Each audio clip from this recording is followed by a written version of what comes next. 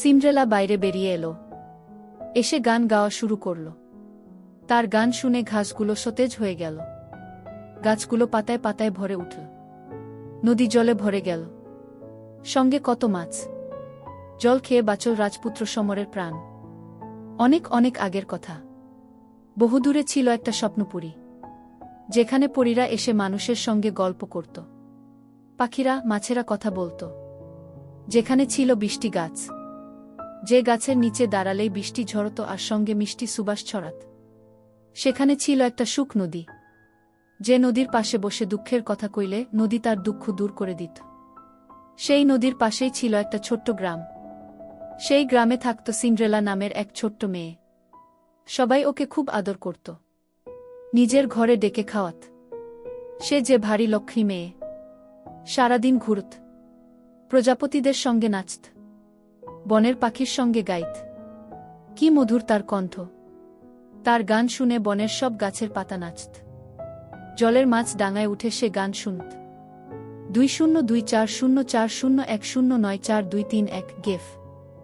সন্ধ্যাবেলায় আকাশের পরীরা এসে গল্প করত তার সঙ্গে, আর নিয়ে আসত কত আজব আজব উপহার। সেসব পেয়ে খিলখিলিয়ে হাসত সিন্ড্রেলা। একদিন সুখ নদীর পাশে বসে একমনে কাঁদতে লাগল সিন্ড্রেলা। গাল বেয়ে টুপ করে এক ফোঁটা জল পড়ল সুখ নদীতে। সুখ নদী বলে উঠল, 03 ওমায়ে কি গো সিন্ড্রেলা, তোমার চোখে জল? কি দুঃখ তোমার? বলো আমায়, সব দূর করে দিব আমি। 03 কাঁদতে কাঁদতে সিন্ড্রেলা বলল, 03 আমার মা বড্ড অসুস্থ গো সুখ নদী। কেউ কুইতে পারে না কি হয়েছে তার। ও পাড়ার দিদিমা বলেছে মা নাকি বেশি দিন আর বাঁচবে না। মা না থাকলে আমার কি কোনো সুখ থাকবে বলা? 03 সিন্ড্রেলার কান্না দেখে পুরো নদীর জল কেঁপে উঠল।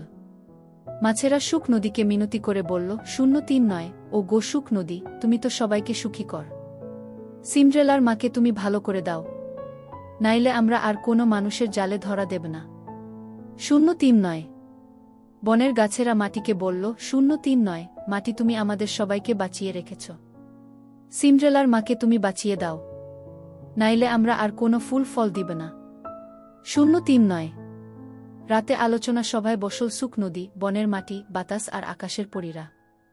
সবাই এটা সেটা অনেক ভেবে খুঁজে পেল সিন্ড্রেলার মাকে বাঁচানোর উপায়। সিন্ড্রেলাকে ডেকে বলল, 03 তোমার মাকে বাঁচানোর একটা উপায় আমরা পেয়েছি, কিন্তু কাজটা কঠিন। 03 সিন্ড্রেলা কেঁদে কেঁদে বলল, 03 বল কি সেই উপায়? মাকে বাঁচাতে আমি সব করতে পারব। 03 03 বেশ, তবে কাল ভোরে সূর্য মামা যখন পূব আকাশে উকি দিবে তখন একটা ফানুসে করে তোমায় উড়িয়ে দিবে। সে ফানুস যেখানে গিয়ে পড়বে সেখানেই মিলবে তোমার মাকে বাঁচানোর উপায়। 03 বল নদী। ভোরবেলায় একটা বড় ফানুসে বসিয়ে সিন্ড্রেলাকে আকাশে উড়িয়ে দিল সবাই। কাদল আকাশের পরী, গ্রামের মানুষ, নদী, গাছ, মাছ সবাই। উড়তে উড়তে বহুদূর চলে গেল ফানুস। গিয়ে পড়ল অচেনা এক রাজ্যে। সেখানে ঘাসগুলো ফ্যাকাসে, গাছে নেই কোনো পাতা, নদীতে নেই জল। হাঁটতে হাঁটতে এক বিরাট রাজপ্রাসাদের সামনে এসে দাঁড়াল সিন্ড্রেলা। অন্দরমহলে ঢুকে দেখল রাজা বসে কাঁদছে।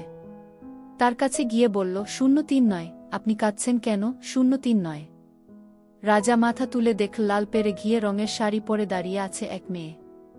বলল, 03 কে তুমি মা? কোথায় থেকে এসেছ? আমার এই রাজ্যে যে সন্ন্যাসীর অভিশাপ পড়েছে, তাই কোনো গাছে ফল নেই, নদীতে জল নেই। না খেতে পেরে আমার সব প্রজারা মরে যাচ্ছে। আমার একমাত্র নয়নের মণি রাজপুত্র সমরও পানির অভাবে মৃত্যুর সঙ্গে পাঞ্জা লড়ছে। 03 03 আমি পারব আপনার রাজ্যকে বাঁচাতে। 03 বল সিন্ড্রেলা। 03 কি বললে মা তুমি? তুমি পারবে? কি করে? কথা দিচ্ছি, যদি তুমি সত্যি আমার রাজ্য, আমার ছেলেকে বাঁচাতে পারো, যা চাও তাই পাবে। 03 বল রাজা। সিন্ড্রেলা বাইরে বেরিয়ে এলো। এসে গান গাওয়া শুরু করল। তার গান শুনে ঘাসগুলো সতেজ হয়ে গেল। গাছগুলো পাতায় পাতায় ভরে উঠল।